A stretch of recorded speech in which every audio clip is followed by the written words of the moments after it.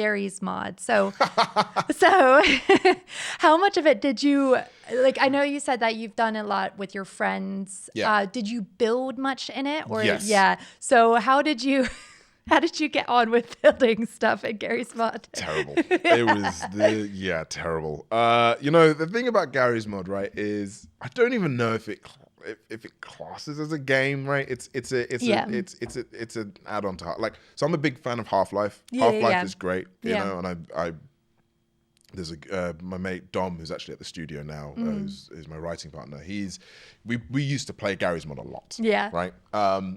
And that was through the love of Half-Life. And so we used to just screw about on Garry's mod all the time. Just build silly places, build cool spaces.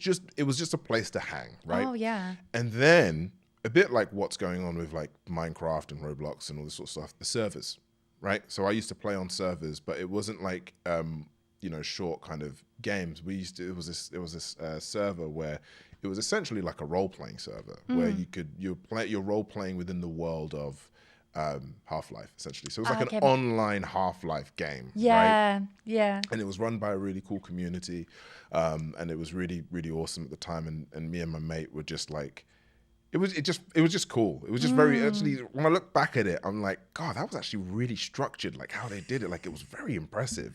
But like, Garry's mod was one of those ones as well that I would say it accentuated or further strengthened my love for an online community of friends and players that are now even my friends today. Yeah. Like, in fact, I even say, thank you to a lot of them in the game of Zao, because a lot of them were playing Zao in its like early phases before it even was out there, because I'd get their opinions and get their thoughts on it. So like, for me, Garry's mod was, again, one of those ones where that was like my phase of just,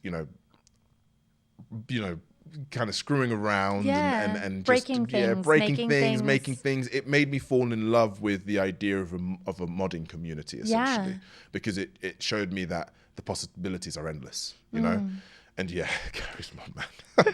But it's I think it's like so important, particularly for like, kids and teenagers, to have that free space, that free safe space. Yeah, like a sandbox. Yeah, exactly. To kind of explore and to play. And I think, like, for me, again, like, it really kind of boosted my creativity, I feel, especially on a technical level. Like, made me feel like, oh, this is really cool. And you get an idea of what physics are and all this sort of stuff, and kind of playing with, different characters, posing them in different ways. And you kind of think of like, when I think at the time I was also, me and my friend are very much into film and that kind of element. So we were almost making like our own sort of scenes with Garry's mod. In fact, here's a crazy one. Tales of Kenzera, some of the cutscenes were first staged in Garry's mod. Love it. I just remembered that. That's insane. Yeah, we use Garry's mod as like a rehearsal space. As like a rehearsal, like literally as we do our storyboard in Garry's mod. Yeah. God, I completely forgot about that.